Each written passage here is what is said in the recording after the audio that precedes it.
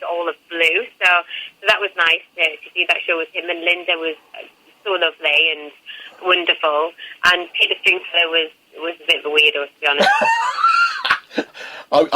I'm glad you said something like that, because he gives me I don't know what it is, but he gives me the sort of creeps. I don't know, it sort of gives men a bad name, really. Well, no, I wouldn't say men a bad name. Maybe that's a bit harsh. I mean, he was very pleasant, but towards the end of the week, he became not so pleasant when his facade came down and his cooking wasn't going so right. You could see there was something that wasn't so nice, and we got a visual of that towards the end of the week, so I didn't take niceness away from that. And also, you did I'm a Celebrity a little while ago.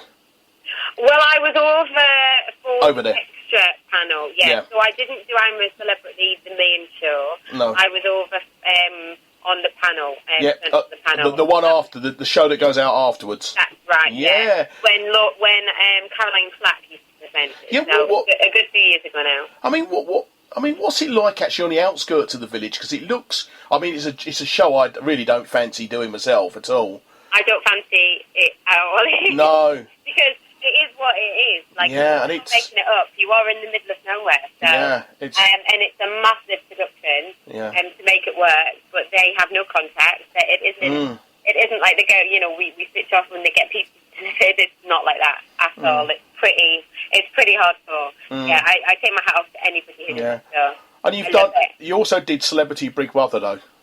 I did do that show. That was that must be quite interesting as well. Very, yeah. It was interesting. It was hard, a lot harder than I anticipated. I think that it's not the type of place where a vulnerable person needs to be at all. It's a bit of a it plays on one's mind. Yeah, definitely. Mm-hmm. Yeah, I must admit I don't fancy it at all. And the last thing I'm checking up on you did the Irish version of The Apprentice. Oh no, I was a guest on the Irish version of The Apprentice, but it was because I was a judge on the Irish version of The X Factor. Oh, were you? So I was on the panel. With Michelle Heaton Blake and a guy called Brendan O'Connor, who I suppose is kind of Ireland's answer to Nasty Simon Cowell. Yeah. And we did it for a year. So I was over in Ireland for a year, filming that. So I worked in Ireland for a year. So I did other shows to do with Ireland, one being The Apprentice, and that's where I met my now husband. Yeah, I'll talk about him in a minute. Is there a reality show you've missed out on you'd like to try? I think that it would be a sin not to want to do Strictly.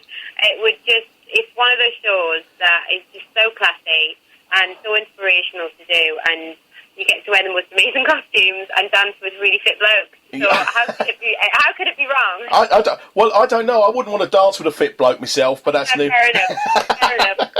I think a lot of people aspire to being on Strictly, and I think because it's probably the biggest show on TV at the moment, isn't it? Yeah, absolutely. It's huge. It's a great show. It's got really good people. It's just a really good thing to do. And you get taught how to dance. I mean, there's nothing. For me, as a performer, there's nothing sexier or kind of more inspirational than seeing somebody who can move and learning that as a trait. I think it's incredible. Yeah, I must admit, a couple of years ago, I interviewed Pasha and he offered me a dance lesson. And I asked him how long he had. He said an hour. I said, seriously, Pasha, that's not going to be long enough. I am the most uncoordinated, clumsy guy in the world. I'm sure you're not that. Believe me, I am. Couple more things before we start talking about the panto. Of all the things you do, all the presenting, singing, and all that, what do you enjoy most? I think I enjoy presenting the most. Yeah. And it's very difficult to choose because they're very different types of entertaining. I love being on stage and I can't wait to do panto. But the thing about stage work is that it's not there all of the time. No. That's why it's a really good thing to do, because you get to do maybe a tour for 6 weeks and then come home, or you get to do panto. And they're quite short runs. So I don't think it's fair to compare it to presenter, which could be a full-time job. Yeah. I think being on stage and live TV, I think, for me, are very happy mediums. I think the difference is I do a little bit of presenting on stage, but I think the great thing about sort of like being on stage rather than on TV, because I've done TV as well, is the instantaneous reaction of the crowd or the audience in front of you. Absolutely. I love that bit. Let's hope that the instantaneous reaction to the crowd in Harpenden is and not booze. I'm sure it'll be great.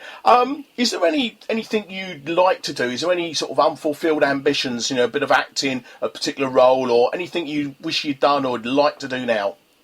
I'm not one for regrets, and I think I've had a very turbulent few years, and I do believe that everything happens for a reason, and I'm a firm believer in fate, so I don't think I would change anything. No. But I would like to maybe look at the path of acting at some point in the future, but it's not something that I'm striving or need right now. You don't fancy... I've got that in my bones, so maybe. You don't fancy a sort of West End role or anything like that? I think it would be a lovely thing to consider, but I know people who are in the West End, and it's really difficult to juggle that and be a mum of two. Yeah. We don't have family nearby, so we're pretty much full-time parents. Setting aside bits and pieces like the panto, I've got to have friends around to help me, but it's being a mum is full-time. So you're talking about that. Let's talk about the panto. It starts on the 11th of December, runs through to the 22nd. It's down in Harpenden, and it's not your first panto, is it?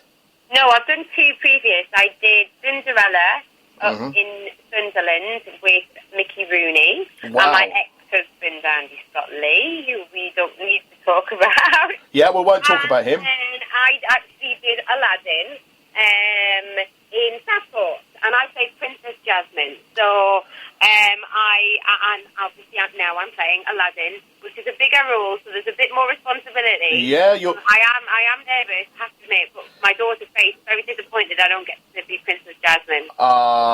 So she doesn't quite get that I'm playing. She doesn't understand why I'm playing boy. Why are you a boy, mummy? I know the Americans never understand. We've got blokes dressing as women and women dressing as blokes. I know we are a little bit backwards with that, but that's what makes panto so much fun. Yes, I think so. I mean, what do you think you'll be able to bring to the panto for everybody? I think that we've got a lovely mix of cast. We've got TV and we've got stage school girls, and I know Sophie, who's playing Jasmine, is doing really, really good, and she's from stage school. I'm not from stage school. I'm probably I'm probably not as professional as her. I am just a really young at heart person, and I want to make people smile. And I love singing, I love performing, and I hope that I bring to Aladdin a kind of a softness that maybe a bloke wouldn't do, but also a bit of cheekiness that a Geordie can. And are you going to encourage your children to come along and watch you? Absolutely. I've already bought 4 days worth of tickets. 4 days worth? Yes, so I've split it amongst the performances. So they're going to come on the second day, so I want the first day out of the way without any pressure, and then they're going to come every couple of days. Okay, there'll be no pressure because I'm coming on the first day, but don't... Oh, goodness, there'll be no pressure at all. No, I'm coming, I think it's the first performance, I think it's in the afternoon on the 11th, I believe I'm coming along. Oh, that'll be fun. So, have you worked with any of the cast before, like Peter Dean and Ernie or anybody? No, nobody. So I met them all 4 weeks ago for the very first time. Yeah.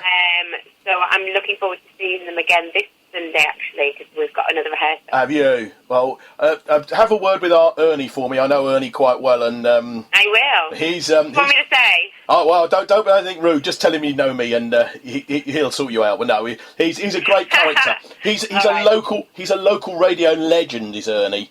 He's been around on the local radio station for quite a few years, and I won't say how many years, but it's quite a few years. And I often bump into him at shows. In fact, I'll probably see him myself in a couple of weeks' time at a show that we're going to see. So hopefully I'll meet up with him.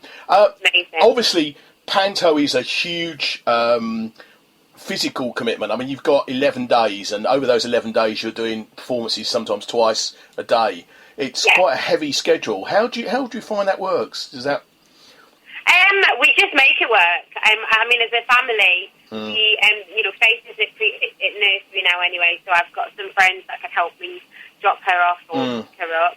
And then little AJ, he has a creche that he goes to when I work, and he loves it there. So he actually feels, I think he feels like it's a bit of a holiday whenever I go away or work. Yeah. Because he just gets to play all day. So we're making it happen. We're making it happen. And my husband's taking a couple of days off, and my mum's coming down from Newcastle. So we've kind of split it amongst everything. Okay. Oh, yeah. And also, you've got the day off on Christmas. Oh, well, you won't be working on Christmas Day. What will you be doing on Christmas Day? I'll be at home, which is I live in Aldenham, so just down the road from you guys. So that's nice. I get to commute, so I get to stay at home whilst working, because the last 2 pantos I had to rent accommodation, which I probably wouldn't have committed to, being away from the kids. So this panto has worked out especially well. But yeah, Christmas will be here. My mum will be coming down because she lives alone up Newcastle with a doggy. So she'll be coming down, and it'll just be us lot. Oh, that's great. Now, thank you very much for your time today. Let's quickly go through where people can see you. It's Aladdin. It's the 11th to the 22nd of December. It stars yourself, Michelle Heaton, Peter Dean as Abanazar, and you got Ernie Armand as PC Pong. Yeah. If you want to book a ticket, there's two ways of doing it. You call the box office, which is 01582 767 525, or you can book online. It's www.harpendenpublichaLls.co.uk. Thank you very much for your time today, Michelle. It's been an absolute pleasure. Thank you. I'm looking forward to meeting you on that Friday. Okay, thank you. Take care, bye-bye. This is Seclo Sounds, and you can listen to us by clicking Listen Live on our homepage at seclosounds.org for a choice of players. Via TuneIn Radio at www.tunein.com, search for Seclo Sounds and listen online, or download the TuneIn app. You can download the Seclo Sounds iPhone app from the iTunes App Store, and you can listen to us on demand at our replay page. Gary Fitz here, every Monday, 10 o'clock. Coming up, we've got Eric and Ernie. Join me here on Seclo Sounds. In your smile. It's from 1975, Eric and Ernie were four... Gary, it's not Eric and Ernie, it's Earl and Ernie, the Cape Brothers, Union Man. Oh, I see. Gary Fitz here, every Monday, 10 o'clock. Earl and Ernie.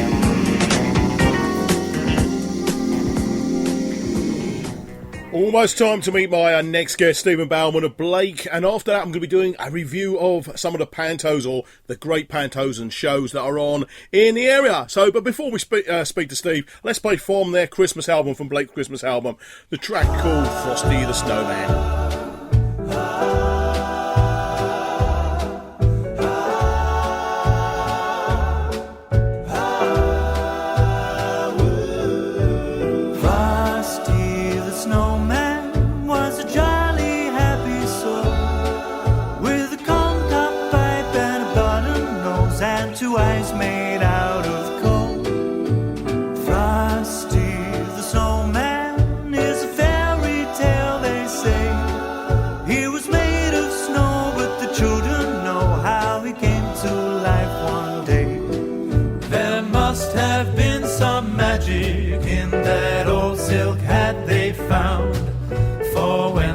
Placed it on his head, he began to dance around. Oh, Frosty the Snowman was alive as he could be, and the children say he could laugh and play just the same as you and me.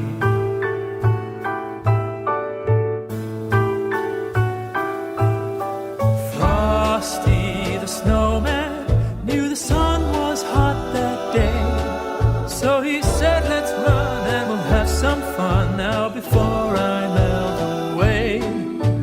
Down to the village with a broomstick in his hand, running here and there all around the square, saying, catch me if you can. He led them down the streets of town, right to the traffic